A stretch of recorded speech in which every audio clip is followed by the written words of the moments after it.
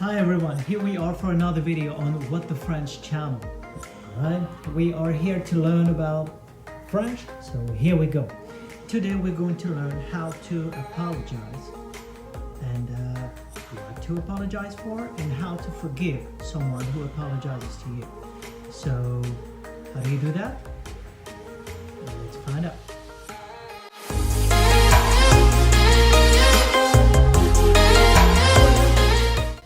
First of all, let's say the three main ways to apologize, right? So, pardon,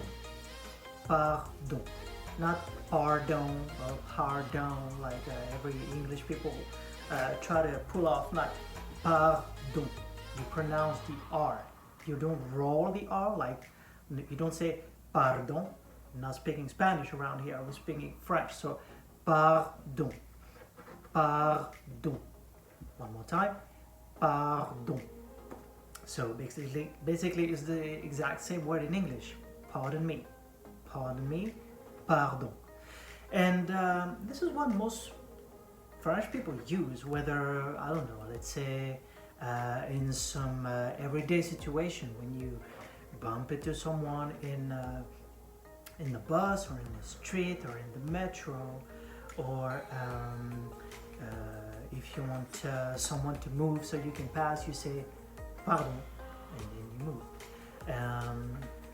Or let's say if you when you sneeze in public, you say pardon. Okay, when you burp, I hope you don't do that in public, but if there's people around you and you burp, you say pardon.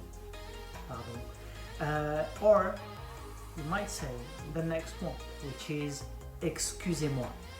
Excusez-moi. Excusez-moi. Excusez-moi. That's excusez-moi is used when you talk to more than one person. Okay, it means like 2 or 3 people around you, or in public you say excusez-moi. Or as a mark of respect, when you talk to someone you don't know, we in France we make that distinction, which is not made in North America. For example, whether you talk to someone, to a kid or to someone you've never met in your life, you will say excuse me, all right? But in French, you don't. That's very rude, very impolite.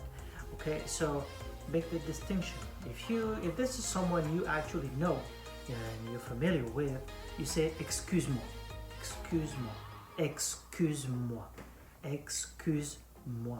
But if there's someone you've never met, you talk to, I don't know, a teacher, or when you go to the bakery, or when you go to a restaurant, you say excusez-moi, excusez-moi. I'm saying it a lot of time because it's very important that you get that distinction. So many English-speaking people get tricked by it, and it's not intentionally rude, but it does sound rude. So don't make that mistake. And the next one would be désolé. Désolé. When you apologize, you say désolé. I'm sorry.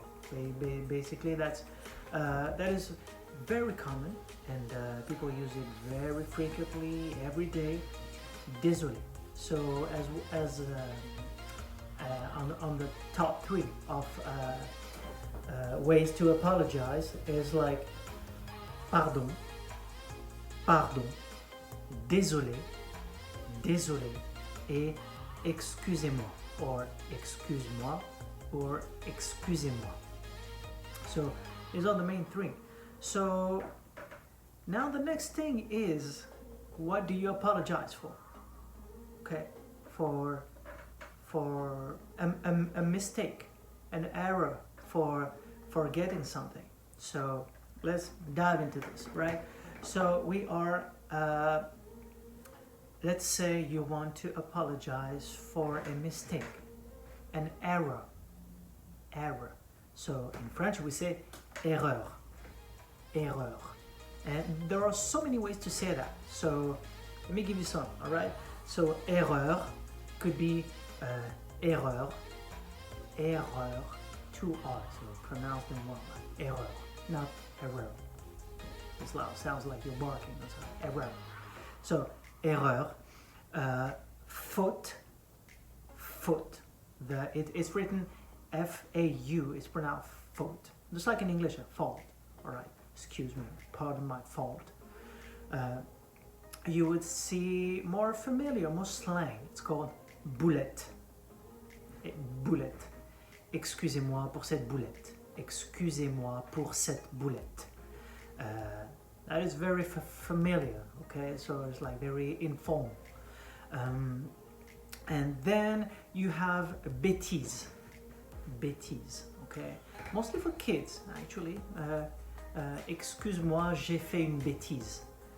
Okay, adults used to use that too. So, okay. Let's say, I don't know, you spilled milk or you forgot something. You would say, excusez-moi pour cette bêtise. Excuse-moi, j'ai fait une bêtise. I made a mistake. J'ai fait une bêtise. J'ai fait une erreur. J'ai fait... for the word faute, you wouldn't say j'ai fait une faute. You would say j'ai commis une faute. I committed a fault. If I translate it literally, it would sound like I committed a fault. Okay, so very important distinction. You don't say j'ai fait une faute. You would say j'ai commis une faute. J'ai commis une faute. And more in a more formal way, you could say une maladresse. Okay, maladresse. Excusez-moi pour cette maladresse. Let's say, for example, they say it's very impolite to ask for a woman's age, right? So if by accident you do, I would recommend you apologize quick in order not to get slapped, right? So apologize. And you would say, pardonnez-moi pour cette maladresse, which means it's actually super rude. In French, don't ever say that to a French woman, they will slap you. So, excusez-moi pour cette maladresse. Excusez-moi pour cette maladresse. Je n'aurais pas dû. As an additional bonus word you can learn right now. Je n'aurais pas dû. I shouldn't have. I shouldn't have. Je n'aurais pas dû. Excusez-moi pour cette maladresse. Je n'aurais pas dû. There you go. Now, how do you forgive someone? How do you say, it's okay, it's all right, never mind, no harm done, all right? So how do you say all that in French, right? So you would, let's start, okay, with ne vous en faites pas. Ne vous en faites pas. Ne vous en faites pas. Okay? Basically, it's like, it's all right, never mind. Like, don't worry about it. Ne vous en faites pas. Where does that come from? It comes from a French expression that means don't you worry about it. Okay? Don't you worry about it. It's translated as ne vous en faites pas. Sans faire pour quelque chose. Sans faire pour quelque chose means worry about something. Worry about something. Sans faire pour quelque chose. Alright? This is very important because these are actually expressions that people use every day.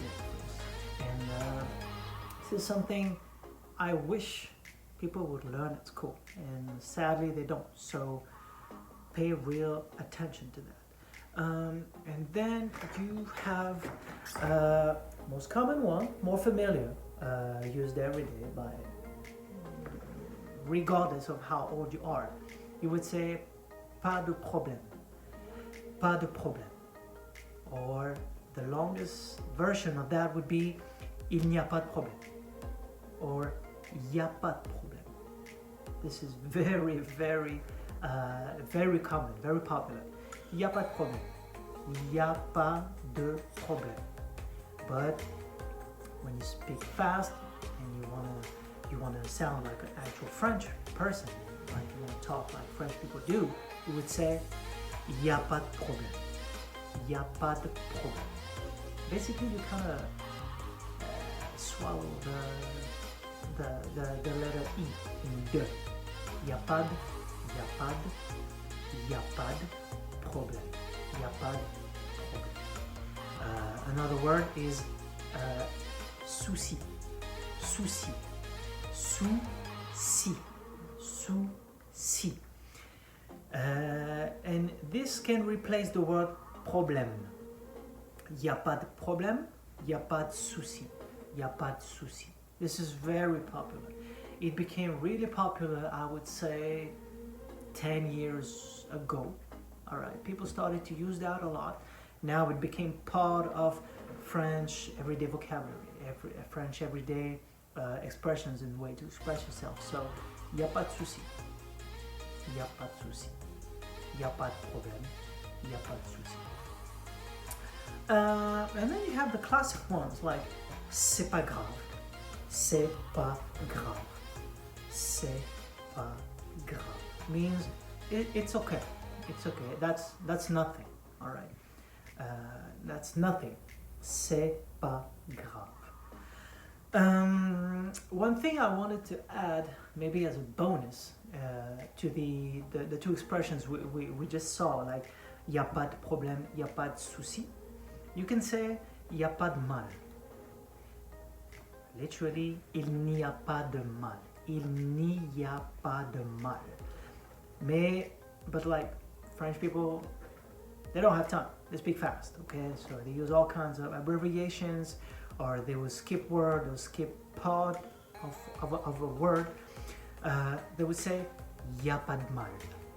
So il n'y a pas de mal becomes y a pas de mal.